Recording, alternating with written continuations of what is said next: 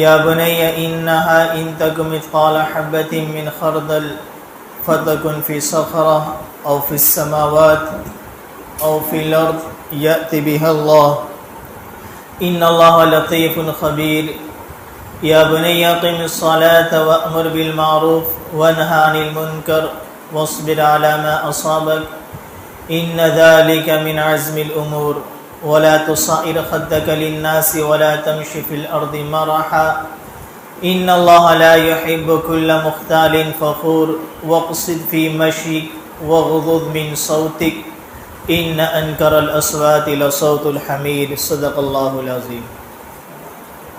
میری معزز مائیں اور بہنیں، اللہ تعالی ہم سب کے اس مل جل کر بیٹھنے کو قبول فرمائے۔ اولاً اللہ تعالی مجھے صحیح کہنے کی توفیق عطا فرمائے، جو کچھ کہا جائے سنا جائے ہم سب کو اس پر عامل بنا دے، اللہ کی رضا کا ذریعہ اس مجلس کو بنا دے۔ قرآن کریم کی چند آیت کریمہ میں نے آپ حضرات کے سامنے تلاوت کی۔ یہ آیت کریمہ سورہ لقمان کی آیت کریمہ ہے۔ حضرت لقمان علیہ السلام اللہ تعالیٰ کے بڑے نیک برگزیدہ بندے گزرے ہیں، جن کو حکیم لقمان کہا جاتا ہے۔ حکیم کے ایک معنی تو ہوتے ہیں ڈاکٹر طبیب کے ہوتے ہیں، اور حکیم کے ایک معنی دانش مند عقل مند کے ہوتے ہیں۔ یہاں حکیم لقمان سے عقل مند حکیم مراد ہے کہ اللہ تعالیٰ نے بڑی دانائی، بڑی عقل مندی، بڑی ہوشیاری اللہ تعالیٰ نے عطا فرمائی تھی۔ چھوٹی چھوٹے جملوں میں ایسی بات کہے جاتے تھے جو معنی مطالب کے اعتبار سے، مقصود کے اعتبار سے بڑے جامع اور معنی ہوا کرتی تھی، اس لیے ان کو حکیم لقمان کہتے ہیں۔ اللہ تعالیٰ نے مستقل انہی کے نام پر قرآن کریم میں ایک سورت کو رکھی ہے۔ اس سورت میں حضرت لقمان علیہ السلام نے اپنے بیٹوں کو کچھ نصیحت فرمائی۔ حضرت لقمان نے اپنے بیٹوں کو نصیحت فرمائی، لیکن اللہ نے ان نصیحتوں کو اپنے پاک کلام میں نقل فرمایا، اور قیامت تک آنے والے ماں باپ کو بھی یہ حکم دے دیا کہ ہر ماں باپ بھی اپنی اولادوں کو ان باتوں کی نصیحت کیا کرے۔ ہر ماں باپ کے ذمہ ضروری ہے کہ حضرت لقمان علیہ السلام کی نصیحتوں کو یاد کرے، اپنی اولادوں کے زندگیوں میں، دل و دماغ میں ان نصیحتوں کو، ان باتوں کو بٹھانے کی کوشش کرے۔ سب سے پہلی نصیحت کا یا بنیا، اے میرے پیارے بیٹے، انہا ان تک مثقال حبۃ من خردل فتکن فی صخرہ او فی السماوات او فی الارض یأت بها اللہ۔ اے میرے پیارے بیٹے، اگر تو نے رائی کے دانے کے برابر بھی تو نے کوئی عمل کیا، فتکن فی صخرہ، پہاڑوں کے غار میں چلا گیا، تجھے کوئی دیکھنے والا نہیں، اپنے گھر سے دور چلا گیا، اپنے رشتہ داروں سے دور چلا گیا، اپنے محلے سے دور چلا گیا، اپنے شہر سے دور چلا گیا، اپنے ملک سے دور چلا گیا، آس پاس اپنا کوئی نہیں، اکیلا ہے، وہ پہاڑوں کے غار میں ہے، یا او فی السماوات او فی الارض، یا آسمان کی فضاؤں میں چلا گیا، یا زمین کی تہ میں چلا گیا، اور تو نے رائی کے دانے کے برابر کوئی عمل کیا ہے، وہ اللہ تعالیٰ تیرے عمل کو تیرے سامنے لا کر رکھ دے گا۔ اے میرے بیٹے، ہر ماں باپ کے ذمہ ضروری ہے اپنی اولاد کے دل و دماغ میں اللہ کا دھیان، اللہ کا خوف پیدا کرے کہ میرا بیٹا یاد رکھنا، جب تو کوئی عمل کرے، کوئی گناہ کرے، تو یہ نہ دیکھنا کہ میرے ماں باپ تو نہیں ہے، میرے محلے والے تو نہیں ہیں، میرے دوست و احباب تو نہیں ہیں، میرے رشتہ دار تو نہیں ہے، میرے متعلقین میں سے کوئی نہیں ہے، میں یہاں جو کچھ بھی کر لوں گا، عیاشی کر لوں گا، گناہ کر لوں گا، میرے کسی کو کوئی فرق نہیں پڑے گا، کسی کو کوئی علم نہیں ہوگا، میرے گھر والوں کو کچھ پتہ نہیں چلے گا، میری عزت وہی باقی رہے گی، میری شان وہی باقی رہے گی، لوگوں کے دلوں میں میری محبت وہی باقی رہے گی، وہی لوگ مجھے سلام کرتے رہیں گے۔ لیکن یہ دنیا کی زندگی بڑی مختصر سی ہے، تو لوگوں کی نگاہوں سے بچ سکتا ہے، لیکن اللہ کی نگاہ سے تو نہیں بچ سکتا۔ واللہ کیسا عالم الغیب ہے، للہ ما فی السماوات و ما فی الارض، آسمان کا مالک اللہ ہے، زمین کا مالک اللہ ہے، ان کے درمیان جتنی بکھری ہوئی چیزیں ہیں تمام کا وہ خالق بھی ہے، تمام کا وہ مالک بھی ہے، کل کائنات کا وہ بنانے والا ہے، وہ اپنی مخلوق کو پیدا کرنے والا ہے، صرف پیدا ہی نہیں کیا، اپنے مخلوق کی ہر حرکات و سکنات سے وہ واقف بھی ہے۔ کل کائنات اس اللہ تعالی کے سامنے کھلی ہوئی کتاب کی طرح ہے۔ وَأَسِرُّوا قَوْلَكُمْ أَوْ اجْهَرُوا بِهِ، تم آہستہ آہستہ بولو یا زور سے بولو، إِنَّهُ عَلِيمٌ بِذَاتِ الصُّدُورِ، واللہ تو سینوں کے بھید کو بھی جاننے والا ہے۔ إِن تُبْدُوا مَا فِي أَنفُسِكُمْ أَوْ تُخْفُوهُ يُحَاسِبْكُم بِهِ اللَّهُ، ایک بندہ وہ ہے یا ایک بندی وہ ہے جو اس کے دل و دماغ میں کوئی گناہ کا خیال آیا، گناہ کا ارادہ آیا، گناہ کی پلاننگ آئی، اپنی زبان سے اس کو شیئر کر دیا، میرا یہ ارادہ ہے، میں یہ کرنے والی ہوں، میں یہ کرنے والا ہوں، گناہ کی پلاننگ لوگوں کے سے شیئر کر رہے ہیں، اللہ اس پر بھی تمہارا محاسبہ کرنے پر قادر ہے۔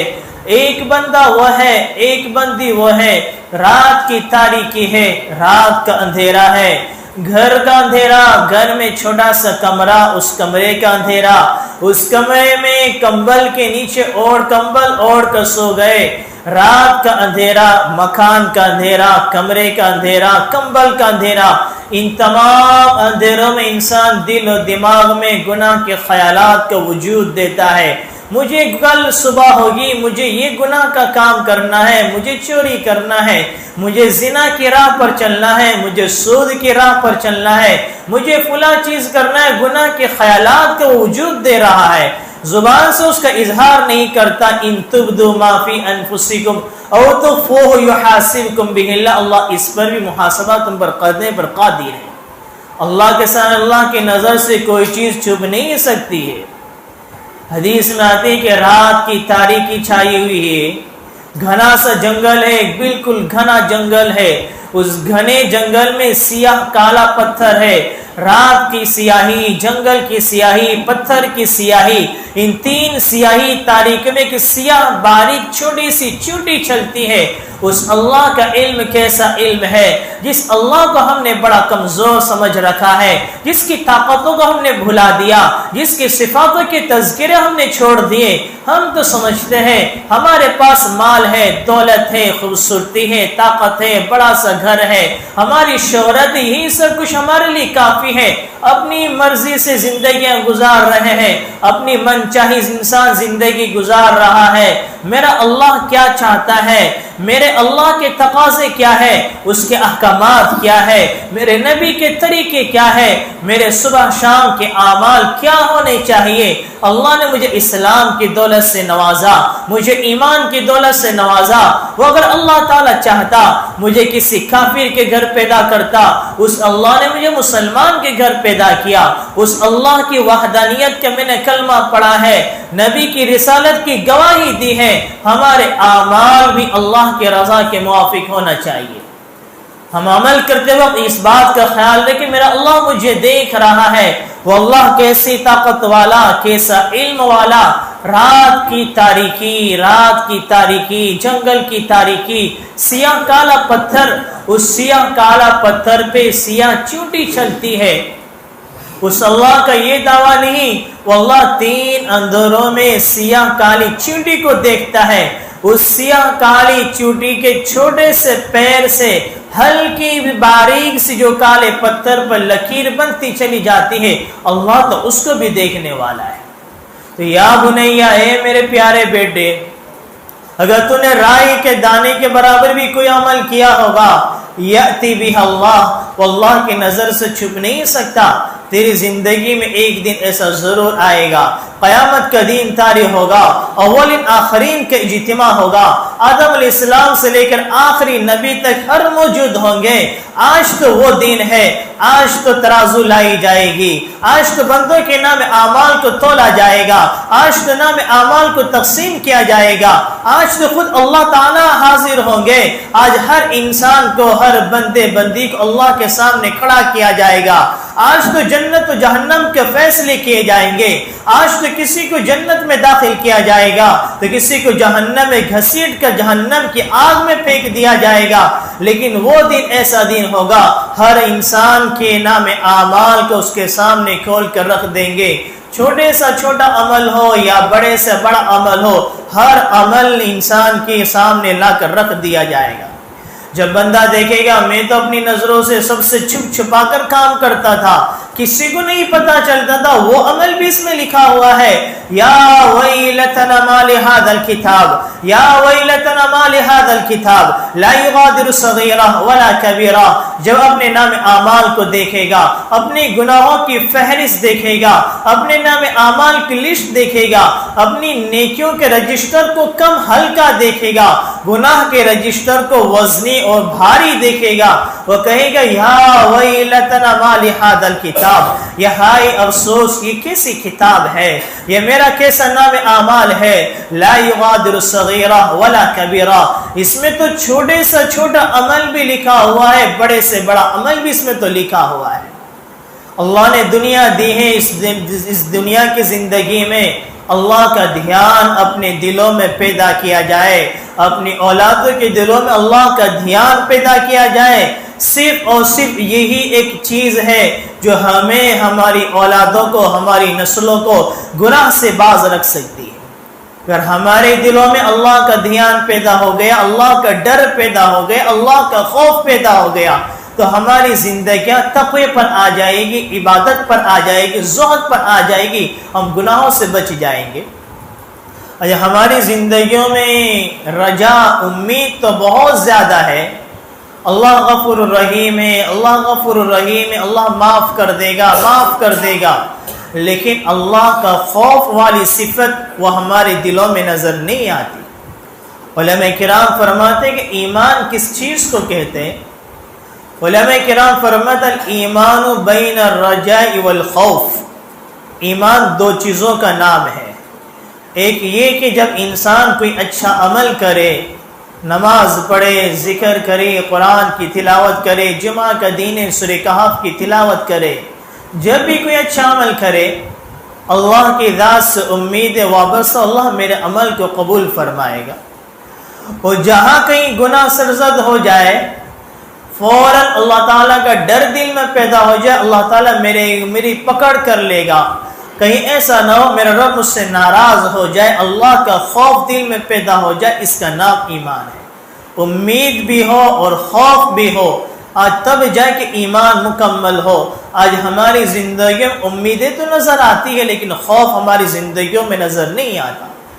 شیطان نے ہمارے دلوں میں اتنا مطمئن بنا دیا ہے، ہم گناہ پہ گناہ کرتے چلے جاتے ہیں، بے حیائی ہمارے معاشرے میں بڑھتی چلی جا رہی ہے، اور پھر بھی بڑے مطمئن ہیں کہ ہم جمعہ کے دن جمعہ کی نماز تو پڑھتے ہیں، ہم رمضان کے روزے رکھتے ہیں، بس یہ عمل ہمیں جنت میں لے جانے کے لیے کافی ہے.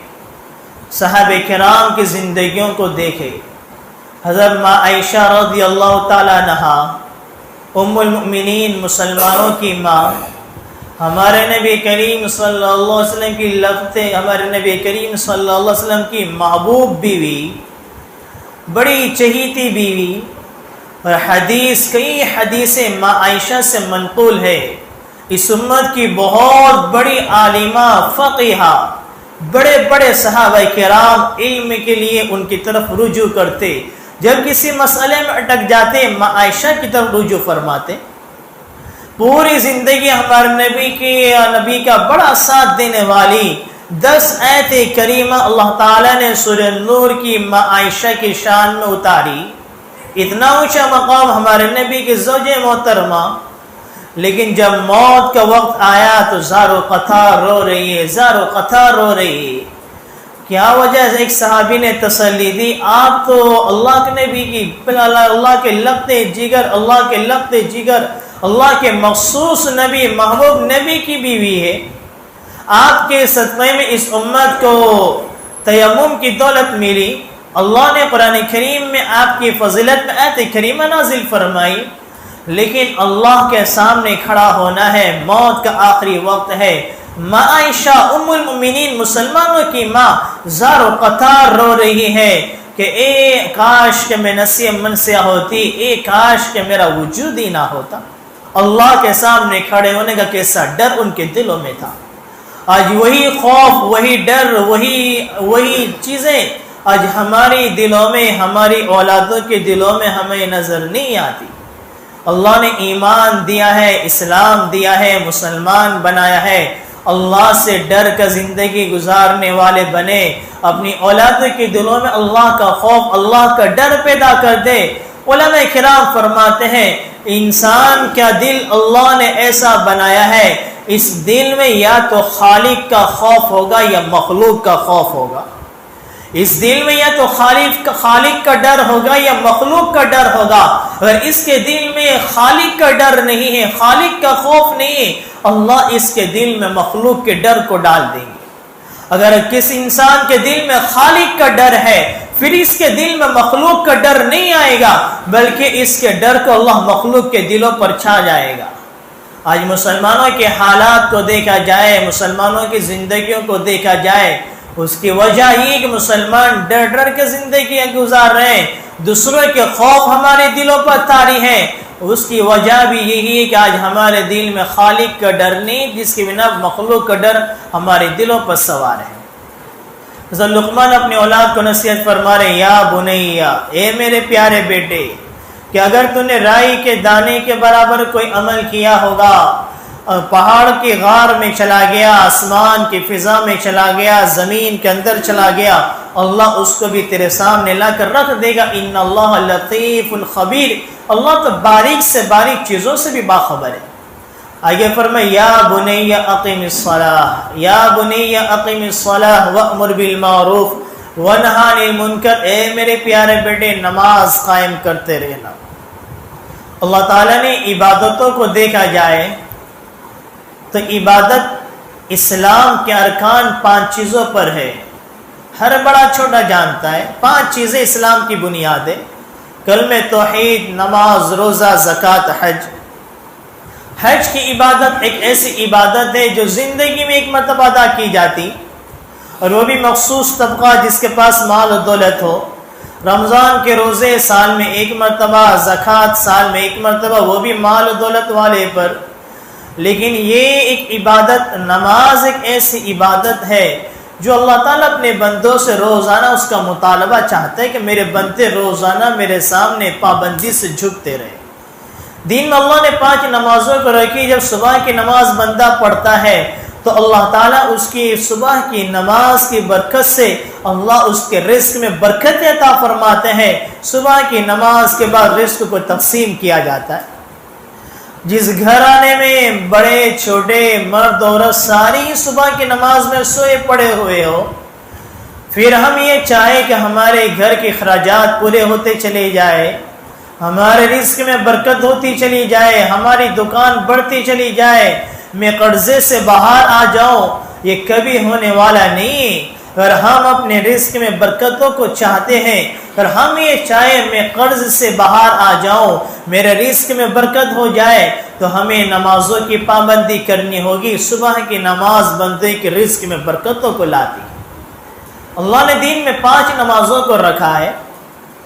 شریعت کا نظام بھی ہم دیکھیں کہ اللہ اگر شریعت چاہتی تو ایک ہی وقت میں 5 نمازوں کا حکم دے دیتی کہ دین کے شروع میں 5 نمازوں کو پڑھ لو، پورا دن چھٹی، یا رات میں 5 نمازوں کو پڑھ لو اور پورے دن پڑھنے کی ضرورت نہیں۔ اللہ نے 5 نمازوں کو رکھا ہے، الگ الگ اس کے وقت کو متعین فرمایا ہے۔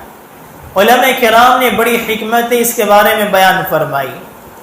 ایک حکمت تو یہ ہے، اس کا ایک جواب تو یہ ہے، یہ امت اللہ کے حبیب علیہ السلام کی امت ہے، اللہ کو اس امت سے بڑی محبت ہے۔ جب بندہ کسی سے محبت کرتا ہے تو وہ یہ چاہتا ہے کہ سامنے والا میری نظروں کے سامنے رہے، وہ میری نظروں سے اوجھل نہ ہو۔ اگر نظروں سے اوجھل ہو بھی جائے پھر وہ چاہتے کہ جلدی سے میرے سامنے آ جائے۔ ماؤں کو اپنی اولاد سے محبت ہوتی ہے، مائیں چاہتی کہ ہمارے بچے، میری اولادیں میری نظروں کے سامنے رہے۔ اگر وہ ضرورت کے وقت کبھی اسکول جا رہا ہے، مدرسے جا رہا ہے، وہ ماں منتظر رہتی ہے کہ کب اس کا وقت ہو، چھٹی ہو اور بچہ پھر میرے گھر میں میری نظروں کے سامنے آئے۔ ماں یہ چاہتی کہ میری اولاد میری نظروں کے سامنے رہے، مجھے دیکھتی رہے۔ اللہ کو یہ امت سے بڑی محبت ہے۔ اللہ بھی یہ چاہتا ہے کہ میرے حبیب کی امت ہے، یہ بار بار میرے دربار میں آتی رہے، کبھی قیام کی حالت میں، کبھی رکوع کی حالت میں، کبھی سجدے کی حالت میں، کبھی میری ثنا کرتے ہوئے، کبھی قرآن کی تلاوت کرتے ہوئے، کبھی میرے نبی پر درود شریف پڑھتے ہوئے، کبھی ذکر و اذکار کرتے ہوئے، کبھی صلاۃ استغفار کرتے ہوئے، تو کبھی صلاۃ توبہ پڑھتے ہوئے 5 نمازوں کے وقت میں میرے سامنے آ جائے۔ اس وجہ سے اللہ تعالیٰ نے 5 نمازوں کے اوقات کو الگ الگ متعین فرمایا۔ دوسری حکمت یہ ہے، یہ 5 نمازیں زندگی کے 5 دور کے ساتھ مشابہت رکھتی ہے۔ انسان کی زندگی کا ایک دور، جب انسان دنیا میں آتا ہے، چھوٹا سا کمزور سا بچہ ہوتا ہے، اس کے بعد اس کے جسم میں جوانی آتی ہے، طاقت آتی ہے، پھر جوانی کے بعد اس کا ایک دور آتا ہے جس کو ادھیر عمر کہا جاتا ہے، جو 40 سال سے شروع ہوتا ہے۔ پھر چوتھا دور زندگی کا آتا ہے جس کو بڑھاپا طاری ہو جاتا ہے۔ پھر اس کے بعد ایک دور آتا ہے اس کی آنکھیں بند ہو جاتی، اس کو موت طاری ہو جاتی۔ علماء کرام فرماتے یہ 5 نمازیں انسان کی زندگی کے 5 دور سے مشابہت رکھتی۔ جیسے بچہ دنیا میں پیدا ہوتا ہے، اس کی زندگی کی شروعات کا حصہ ہوتا ہے، صبح کی نماز انسان کے بچپن کی مشابہت رکھتی ہے۔ اسی وجہ سے ہمارے نبی نے فرمایا مروا اولادکم بالصلاۃ اذا بلغ 7 سنین، اپنی اولاد کو نماز کا حکم کرو جب وہ 7 سال کی ہو جائے۔ وَاضْرِبُوهُمْ عَلَيْهَا اِذَا بَلَغَ 10 سنین، اور اگر 10 سال کی عمر میں نمازوں کو چھوڑ دے تو ان کی پٹائی کی جائے۔ اگر مائیں نماز پڑھنے والی ہوگی تو اپنی اولاد کو بھی نماز پر کھڑا کرنے والی ہوگی، بلکہ جب مائیں گھر میں مصلی بچھاتی ہیں، نمازیں پڑھتی ہیں، تو گھر کے جو چھوٹے چھوٹے بچے ہوتے ہیں انہیں تو پتہ بھی نہیں ہوتا ہے کہ نماز کسے کہتے ہیں، رکوع کسے کہتے ہیں، قیام کسے کہتے ہیں۔ وہ بھی اپنی ماں کو دیکھے دیکھے مصلی نکالتے ہیں۔ چھوٹی سی بچی رومالی نکالتی ہے، بچہ ہے ٹوپی پہنتا ہے، وہ بھی ماں کی نقالی کرنا شروع کر دیتا ہے۔ جب بچپن سے ماں کی نقالی کر رہا ہے، جب سمجھدار ہوتا ہے تو وہ بھی نمازی بن جاتا ہے۔ اگر آج ہماری اولادیں نماز سے دور ہے، مسجدوں سے دور ہے، نمازوں سے دور ہے، تو اس کا گناہ بھی صرف ان کی اپنی اولاد کی ذات تک محدود نہیں، بلکہ ان کی بے نمازی کا گناہ بھی ماں باپ کے ذمہ لکھا جائے گا۔ ان کو بے نمازی بنانے والے گھر کا ماحول ہے، یہی ماں باپ ہیں جو بے نمازی تھے تو ان کی اولادیں بھی بے نمازی بنی۔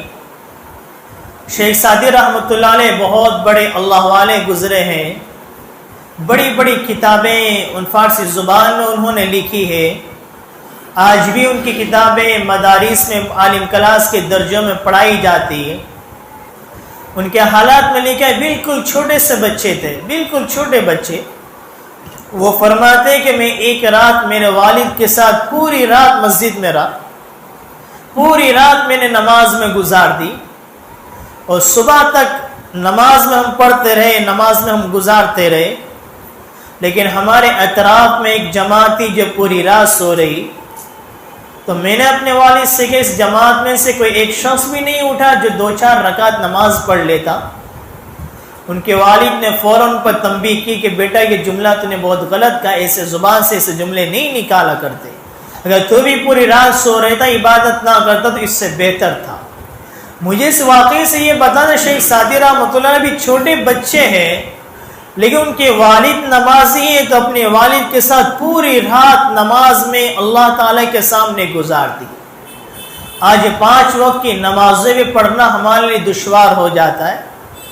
اس کی وجہ یہ ہے کہ آج جنتوں کا شوق ہمارے دلوں میں نہیں ہے، جنتوں کی عظمتیں ہمارے دلوں سے نکل گئی۔ میں ایک مثال دیا کرتا ہوں، اگر ہمیں کوئی شخص یہ کہہ دے، ایک بڑی جماعت کو گواہ بھی بنا لے، دستاویز بھی بن جائے، وکیل کے معرفت کاغذات بھی تیار ہو جائے، اور ہم سے یہ کہا جائے، ایک شخص یہ کہے کہ میں اکیلا ہوں اور میرا 5 کروڑ کا بنگلہ ہے، تو میری صرف 5 سال مجھے یہاں پر رہنا ہے، 5 سال کے بعد میں ہندوستان چھوڑ کے چلا جاؤں گا، صرف 5 سال تم میری خدمت کر لو، صبح سے شام تک، رات تک میرے پاس ہی رہنا، رات میں سونے کے لیے چلے جانا ہے اور صبح سے رات تک میری خدمت کرنا ہے، صرف 5 سال خدمت کرنا ہے، اس کا بدلہ یہ کہ میرا 5 کروڑ کا بنگلہ میں تمہیں دے دوں گا۔ وہ بندہ کہے کہ صبح 7 بجے سے رات کے 7 بجے تک 12 گھنٹے کی 14 گھنٹے کی ڈیوٹی، یہ مجھ سے نہیں ہو سکے گا۔ اس کے گھر والے، اس کے خاندان والے، پورے محلے والے اس کو سمجھائیں گے، صرف 5 سال تجھے قربانی دینی ہے، صرف 5 سال تجھے محنت کرنا ہے، پھر کروڑوں کا بنگلہ تجھے مل جائے گا۔ اپنے جذبات کو مار لے۔ آدمی دنیا کا مال نظر آتا ہے، دنیا کی زمینیں نظر آتی ہے، دنیا کے مکان نظر آتے ہیں، دنیا کے سونے چاندی نظر آتے ہیں، تو انسان اپنی دنیا کی راحتوں کو چھوڑ دیتا ہے، دنیا کی تکلیفوں کو برداشت کر لیتا ہے۔ تھوڑی تکلیف میں جھیل لوں گا، میرا چھوٹا سا مکان بڑے سے مکان میں تبدیل ہو جائے گا، میری چھوٹی گاڑی بڑی سی گاڑی میں تبدیل ہو جائے گی، میرا چھوٹا سا بینک بیلنس بڑے سے بینک بیلنس میں تبدیل ہو جائے گا۔ انسان نہ دن دیکھتا ہے، نہ رات دیکھتا ہے، نہ سردی کا موسم دیکھتا ہے، نہ بارش کا موسم دیکھتا ہے، نہ صحت دیکھتا ہے، نہ بیماری دیکھتا ہے۔ انسان دنیا کے پیچھے محنت کرتا ہے تاکہ میرا کچھ مکان بن جائے، میرا فیوچر بن جائے۔ وہ جنت تو کیسی جنت ہوگی کہ پوری دنیا اس پر قربان کری دی جائے، پوری دنیا اس کے بدلے پیش کر دی جائے، جنت کے ایک محل کی قیمت کو ادا نہیں کیا جا سکتا۔ وہ اللہ ہم سے فرما رہا ہے کہ میری اطاعت کرنے والے بن جاؤ، میرے مان کر زندگی گزارنے والے بن جاؤ، ہمیشہ ہمیشہ کی جنت اللہ تعالیٰ تمہیں عطا فرما دے گا۔ 5 وقت میرے سامنے پابندی سے جھکنے والے بن جاؤ۔ آج جنت کا یقین ہمارے دلوں میں نہیں ہے، جس کی بنا پر نمازیں پڑھنا ہمارے لیے دشوار، ہمارے بدن کو چھپانا ہمارے لیے دشوار ہے، پردے میں رہنا ہمارے لیے دشوار ہے، گناہ سے بچنا ہمارے لیے دشوار ہے۔ اس کی وجہ یہ کہ آج قیامت کا ڈر ہمارے دلوں میں نہیں، جنت کا شوق ہمارے دلوں میں نہیں۔ تو میں یہ کہہ رہا تھا، دین میں اللہ تعالیٰ نے 5 نمازوں کو رکھا ہے، یہ 5 نمازیں انسان کی 5 نمازوں سے مشابہت رکھتی ہے۔ صبح کی نماز انسان کی بچپن کے زمانے سے مشابہت رکھتی ہے، اس لیے ہمارے نبی نے بچپن ہی سے نماز کا حکم فرمایا کہ 7 سال کے اولاد کو نماز کا حکم کرو۔ اور اسی ظہر کی نماز جب بچہ بڑا ہوتا ہے، اس کے بدن میں طاقت آتی ہے، گرم خون میں گرمی آتی ہے، اس کے مزاج میں تپش آتی ہے، وہ گرم مزاج کا ہوتا ہے۔ تو یہ ظہر کی نماز کا وقت دیکھا جائے، یہ دھوپ کا وقت ہوتا ہے، سورج کی تپش کا وقت ہوتا ہے۔ علماء کرام فرماتے ہیں ظہر کی نماز انسان کی جوانی کے دور کے مشابہت رکھتی، پھر انسان تھوڑا سمجھتا ہے، تھوڑی عمر ڈھلتی ہے، 40 سال کو پہنچتا ہے، مزاج میں نرمی آتی ہے، گرمی تھوڑی ٹھنڈ پڑتی ہے، اس کے مزاج میں اعتدال پن آتا ہے، اڈھیر عمر شروع ہوتی ہے۔ جب عصر کا وقت ہوتا ہے، سورج کی گرمی میں تپش کم ہو جاتی ہے، ٹھنڈا پن آ جاتا ہے۔ عصر کی نماز انسان کی ادھیر عمر کی مشابہت رکھتی۔ جب مغرب کا وقت ہوتا ہے، سورج غروب ہو جاتا ہے، پورے افق پر سیاہی تاریکی چھا جاتی ہے، ستارے چمکتے ہوئے نظر آتے ہیں، کچھ اندھیرا کچھ روشنی سی باقی رہتی ہے۔ جب انسان بڑھاپے کے عالم میں آتا ہے، اس کی ٹانگیں کمزور ہو جاتی ہیں، اس کی ٹانگیں لڑکھڑانے لگتی ہیں، زبان کپ کپانے لگتی ہیں، نگاہیں کمزور ہو جاتی ہیں، انسان کے کانوں کی سماعت کمزور ہو جاتی ہے، طاقتور جسم کمزور جسم میں تبدیل ہو جاتا ہے۔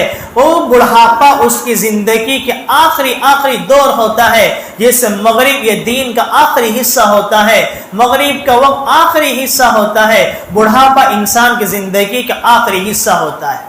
مغرب کی نماز انسان کے بڑھاپے کی مشابہت رکھتی ہے۔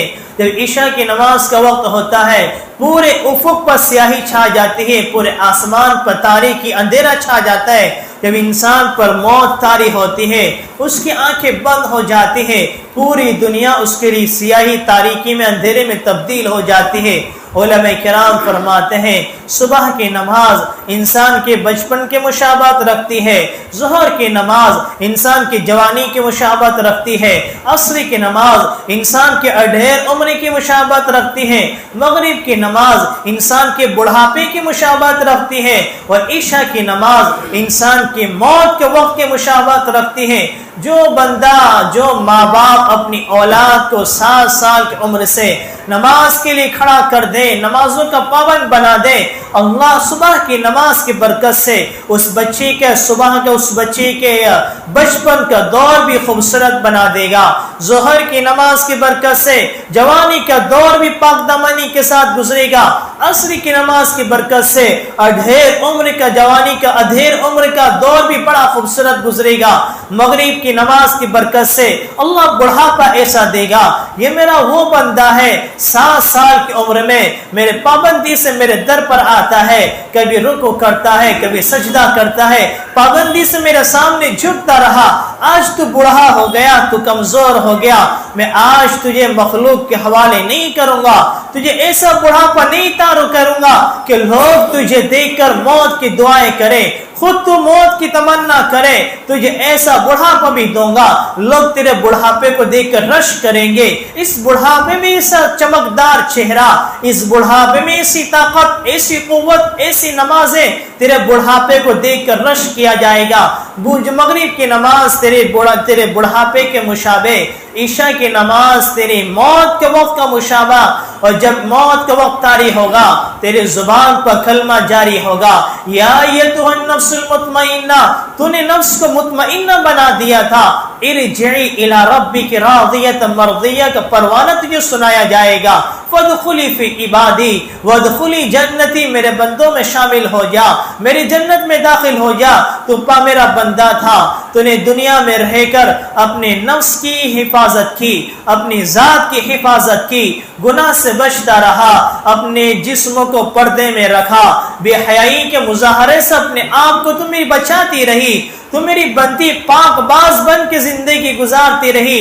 ارجعی الی ربک راضیۃ مرضیہ، اے میری بندی تو دنیا کی تکلیفوں کو برداشت کرتی رہی، دنیا کی مصیبتوں کو جھیلتی رہی، لیکن میرے احکامات کے مطابق زندگی گزارتی رہی، آج میں تجھ سے راضی، تو مجھ سے راضی، میری جنت میں داخل ہو جا۔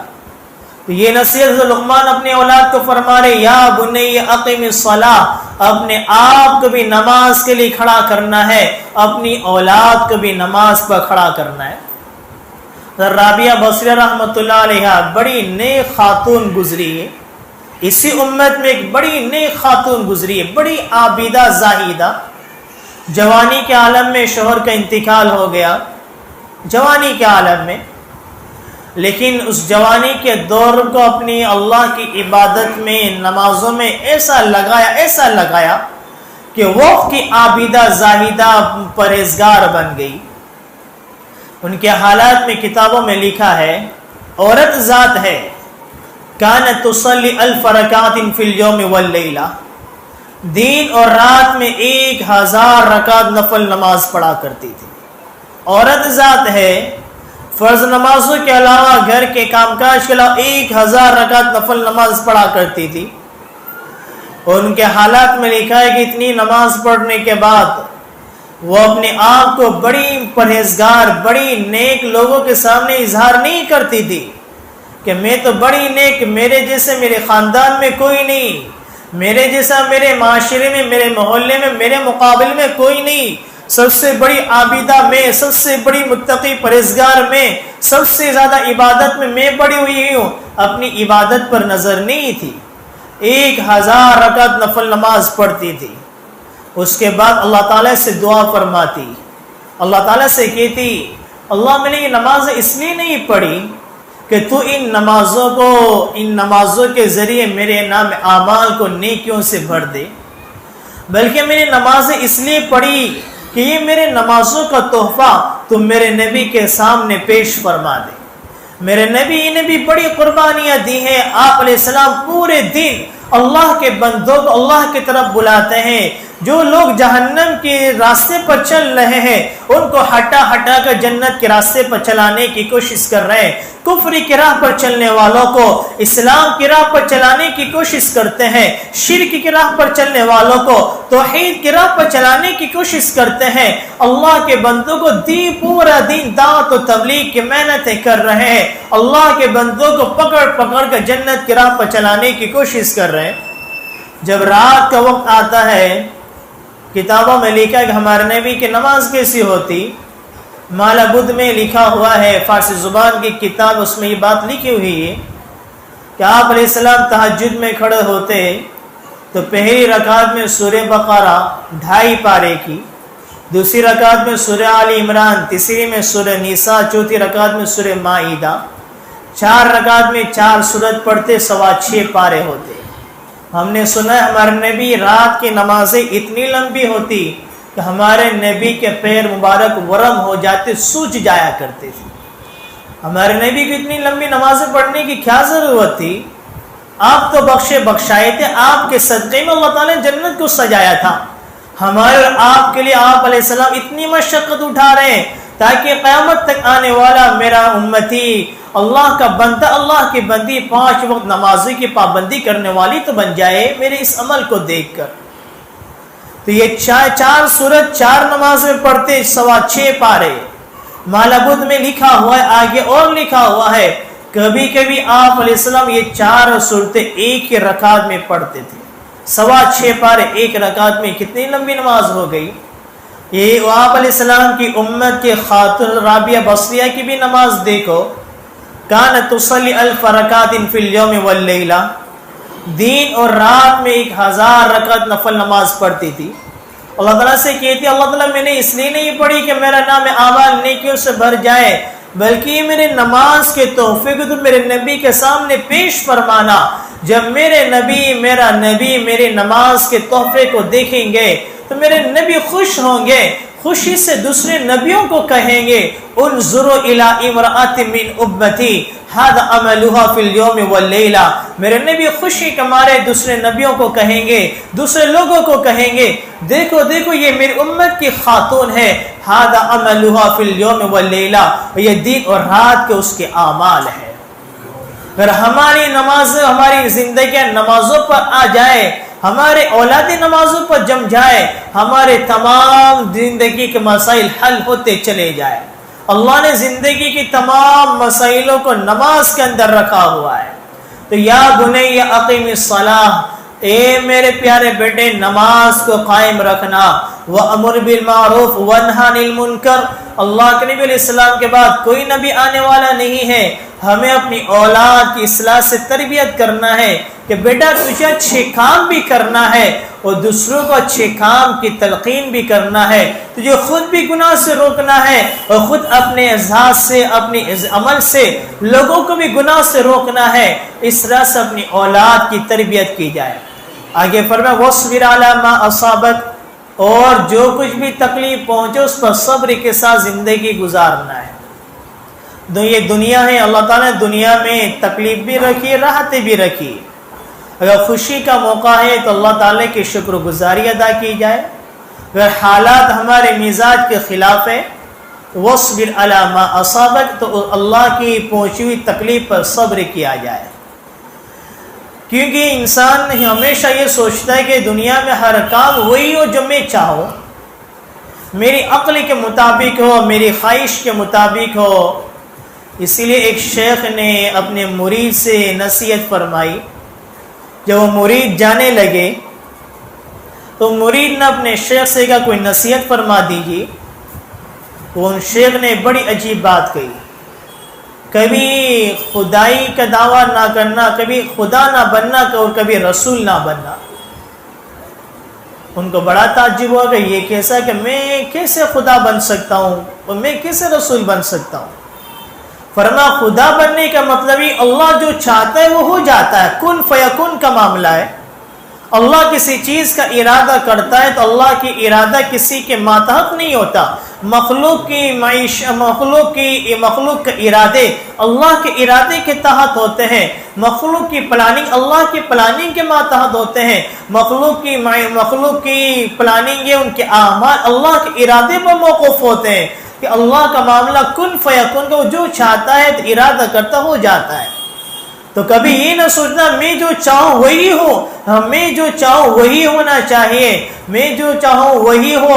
آج گھروں میں بھی اسی وجہ سے لڑائی جھگڑا ہوتا ہے، شوہر چاہتے کہ میں جو چاہوں گھر میں وہی ہونا چاہیے، بیوی چاہتی کہ میں جو چاہوں گھر میں وہی ہونا چاہیے۔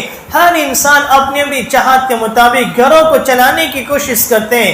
جب مزاج آپس میں نہیں بنتے ہیں، جب اپنی سوچ آپس میں نہیں بنتی ہے تو لڑائی جھگڑے فتنے فساد شروع ہو جاتے ہیں۔ تو ہم یہ سوچیں، اپنے آپ کو سوچیں میں جو چاہوں وہ ہو جائے، ایسا نہیں ہو سکتا۔ ہماری چاہت کے خلاف بھی ہوگا، ہمارے مزاج کے خلاف بھی ہوگا، تکلیفیں بھی آئے گی، مصیبت بھی آئے گی، پریشانی بھی آئے گی، ہمیں اس پر صبر کے ساتھ زندگی گزارنا ہے۔ اور آگے فرمایا وَلَا تُصَعِّرْ خَدَّكَ لِلنَّاسِ وَلَا تَمْشِ فِي الْأَرْضِ مَرَحًا إِنَّ اللَّهَ لَا يُحِبُّ كُلَّ مُخْتَالٍ فَخُورٍ۔ اللہ تعالیٰ اخلاق کا تذکرہ فرما رہا ہے، چہروں کو بگاڑنا نہیں، اکڑ کر نہیں چلنا ہے کہ میں تو اونچے خاندان کا، میں تو بڑا علم والا، میں بڑے مال والا، میرا مقام بڑا اونچا، میں بڑی دکان والا، میں بڑے گھر والا۔ نہیں، اللہ تعالیٰ کے سامنے سارے انسان برابر ہے۔ تواضع اختیار کیا جائے، عاجزی اختیار کی جائے، ہر ایک سچ اخلاق سے پیش آیا جائے۔ آج اخلاق کے بارے مسلمان بڑے کمزور نظر آتے ہیں۔ آج اخلاق کے معاملے کو ہم نے بڑا بگاڑ کر رکھ دیا ہے۔ ہمارے نبی نے ہمیں ایک دعا سکھائی ہے، جب آئینے میں دیکھو، ہم نے بچوں کو پوچھا جائے، یہ جتنے بڑے ہیں میں سمجھتا ہوں ماں باپ کو تو آئینے میں دیکھنے کی دعا یاد بھی نہ ہوگی۔ اپنے گھر کے چھوٹے بچے جو مدرسوں میں جا رہے ہیں، اپنے بچوں کو پوچھا جائے، یہ اساتذہ ان کا موت تک، قیامت تک ہم ان کے حقوق ادا نہیں کر سکتے۔ یہ ہمارے بچوں کو، چھوٹے چھوٹے معصوم بچوں کو چھوٹی چھوٹی مصنون دعائیں سکھا رہے ہیں، ویسی ایسی دعا جو آج تک ہمیں بھی یاد نہیں ہے۔ زندگی کے 40 سال گزر گئے، 50 سال گزر گئے، آج تک ہمیں یاد نہیں کہ آئینے میں دیکھنے کی دعا کیا ہے۔ آج 50 سال ہماری زندگی کے گزر گئے، کسی کے 60 سال گزر گئے، آج انہیں پتہ نہیں کہ جنازے میں نماز پڑھنے کی دعا کیا ہے۔ یہ مدارس کے اساتذہ ہماری اولاد کو چھوٹی چھوٹی مصنون دعائیں سکھا رہے ہیں۔ ہمارے سامنے تو کتنے لوگوں کے سامنے ایسا موقع آیا ہوگا کہ باپ کا جنازہ سامنے رکھا ہوا ہے، وہ خاموشی سے بیٹا کھڑا ہوا ہے، اس کو جنازے کی دعا بھی یاد نہیں ہے کہ میں اپنے باپ کے جنازے پر کیا دعا پڑھوں۔ کسی کی بیوی کا جنازہ پڑا ہے، وہ شوہر روتے روتے نماز پڑھ رہا ہے، کسی کے اولاد کا جنازہ سامنے رکھا ہوا ہے، اپنے ماں باپ کے ہم نے جنازے کی نمازیں پڑھی، صرف خاموشی سے کھڑے رہے، ان کے جنازے پر ہم نے مغفرت کی دعا تک نہیں کی۔ یہ کیسی جھوٹی محبت، یہ کیسا جھوٹا عشق ہے، یہ ان مدارس کا احسان ہے۔ اگر ہماری موت ہوگی یا ہماری اولادیں ہمارے جنازے پر خاموشی کے ساتھ نہیں کھڑی رہے گی، یا ہمارے جنازے پر دعائیں پڑے گی، ہماری مغفرت کی دعائیں کرے گی، ان مدارس کا جتنا ہم حق ادا کریں، اپنے اساتذہ کا ہم جتنا ہم شکریہ ادا کریں، ہم قیامت تک ان کے حقوق ادا نہیں کر سکتے۔ تو اپنے بچوں سے پوچھا جائے، سیکھا جائے، آئینے میں دیکھنے کی دعا کیا ہے، وہ آپ کو بتلائیں گے۔ اللہم انت احسنت خلقی فحسن خلقی۔ میں کہتا ہوں بڑی چھوٹی دعا ہے، ہر نماز کے بعد اس دعا کو مانگا جائے۔ اللہم انت احسنت خلقی، گھنٹوں گھنٹوں آئینوں کے سامنے ہم لگا دیتے ہیں، لیکن یہ بھی سوچے، دعا مانگے، اللہ تو نے بڑا خوبصورت چہرہ دیا، تو نے بڑا حسین بنایا، بڑا خوبصورت بنایا، بڑا جمیل بنایا، اللہم احسنت خلقی، بڑا حسین مخلوق بنایا، فحسن خلقی، میرا چہرہ تو گورا ہے، میرا جسم تو خوبصورت ہے، میں بڑا جمیل، بڑی خوبصورت، لیکن میری زبان بڑی خراب ہے، میری زبان سے لوگوں کو تکلیف پہنچتی ہے، کبھی میری زبان سے خود میرے ماں باپ کے دل زخمی ہو جاتے ہیں، کبھی میری زبان سے میرے اپنے بھائی بہن رونے لگ جاتے ہیں، کبھی میں اپنی زبان سے کسی مسلمان کی عزت کو داغدار کر دیتا ہوں، کبھی میں اخلاق سے اپنے پڑوسیوں کو نقصان پہنچاتا ہوں۔ اللہم انت احسنت خلقی، اللہ تو نے مجھے بڑا حسین مخلوق بنایا، بڑا خوبصورت بنایا، فحسن فحسن خلقی، میرا اخلاق بھی حسین بنا دے، میرے اخلاق بھی خوبصورت بنا دے کہ میری زبان سے کسی کو تکلیف نہ پہنچے، میرے ہاتھ سے کسی کو تکلیف نہ پہنچے، اچھے اخلاق کا مظاہرہ میں کرنے والا بنو۔ ایک حدیث کے کہ اپنی بات کو ختم کرو۔ ایک مرتبہ نبی کریم صلی اللہ علیہ وسلم بیت اللہ کے سامنے تھے، آپ علیہ السلام نے بیت اللہ کو خطاب فرمایا، یا بیت اللہ ما اطیبک ما اعظمک ما حرمتک، اے بیت اللہ تو بڑی شان والا، بڑی حرمت والا، بڑی عزت والا، بڑے اونچے مقام والا۔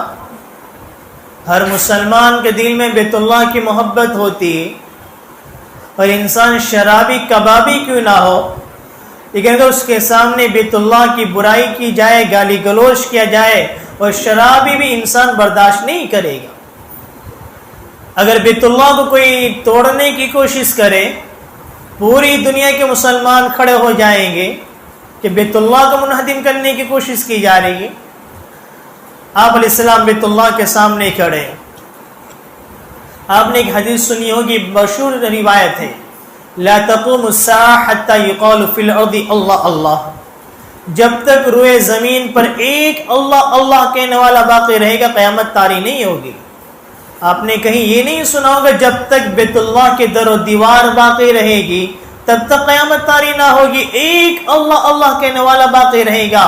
بیت اللہ کی شان بھی اپنی جگہ، اس کا مقام بھی اپنی جگہ، لیکن کہنے کا منشا یہ ہے مسلمان کا مقام اللہ کے نزدیک بیت اللہ سے بھی بڑا ہوا ہے۔ ہمارے نبی نے بیت اللہ کو خطاب فرمایا، یا بیت اللہ ما اطیبک ما اعظمک ما حرمتک، بڑی شان والا، بڑی حرمت والا، بڑی عزت والا، بڑے اونچے مقام والا۔ آگے فرمایا المؤمن اعظم حرمتک، لیکن مومن کی شان تجھ سے بھی زیادہ ہے، مومن کی عزت تجھ سے بھی بڑی ہوئی ہے، مومن کا مقام تجھ سے بھی بڑا ہوا ہے۔ کسی مومن کو گالی گلوچ کرنا بیت اللہ کو گالی گلوچ کرنے سے بڑا گناہ ہے۔ کسی مسلمان کے دل کو توڑنا، ماں باپ کے دلوں کو توڑنا، کسی مسلمان کی عزت کو داغدار کرنا بیت اللہ کی در و دیوار کو توڑنے سے بڑا گناہ ہے۔ جہاں مسلمان ہیں، جہاں عبادت میں اپنے آپ کو آگے آگے بڑھاتے ہیں، وہیں اپنی اخلاق کی اصلاح کی بھی فکر کریں، میرا اخلاق اچھے ہو۔ اپنی اولاد کے اچھے اخلاق کی فکر کرے کہ میری اولاد کے اخلاق اچھے ہو، وہ اچھی طرح سے گفتگو کرنے والی بنے، ان کی زبان سے اچھے جملے نکلے۔ اگر ماں باپ کی زبان سے گالی گلوچ کے الفاظ نکلیں گے، ان کی اولادوں کی زبان پر بھی گالی گلوچ کے الفاظ جاری ہوں گے۔ اگر ماں باپ اچھی طرح اخلاق کا مظاہرہ کریں گے، ان کی اولاد بھی اچھے اخلاق کا مظاہرہ کرے گی۔ خود بھی اپنے اچھے اخلاق کو سنوارنے کی کوشش کرے، اپنی اولاد کی بھی یہ فکر کرے میری اولاد اچھے اخلاق والی ہو۔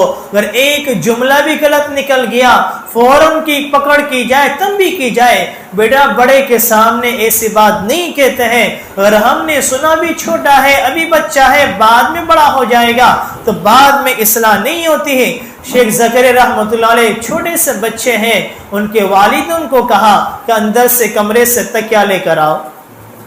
شیخ زکریا رحمۃ اللہ نے کہا کہ میرا تکیہ لے کر آؤ، چھوٹے بچے ہیں۔ فرماتے آپ بیتی میں لکھا ہوا شیخ نے اپنے واقعے میں، میرے والد اتنی پٹائی کی تبھی سے میں میری زندگی سے نکل گیا، کبھی اتنا چھوٹا اور میں کہہ رہا میں پناہ بھی سے تیرا اندر آ گیا۔ ہماری اولادیں کیسے کیسے جملے ہمارے سامنے کس دیتی ہیں، ماں باپ بچہ ہے چھوٹا ہے کل کے ٹالتے رہتے ہیں، نہیں، ہمیں بچپن ہی سے بچوں کی اصلاح کرنی ہے۔ اللہ نے یہ آیت میں، ان آیتوں میں سورہ لقمان میں حضرت لقمان نے جو نصیحت اپنے اولاد کو فرمائی، وہ نصیحت اللہ نے قرآن میں نقل فرمائی، اور اس سے مطلب یہ کہ جو نصیحت، جو باتیں، جن بنیاد اللہ تعالیٰ حضرت لقمان نے اپنی اولاد کی زندگی میں ڈالی، یہ تمام باتیں ماں باپ بھی اپنی اولاد کی زندگیوں میں منتقل کرے۔ اللہ تعالیٰ ہمیں جو کچھ کہا گیا اس پر عمل کرنے کی کوشش عطا فرمائے، آمین۔ وما علینا الا البلاغ۔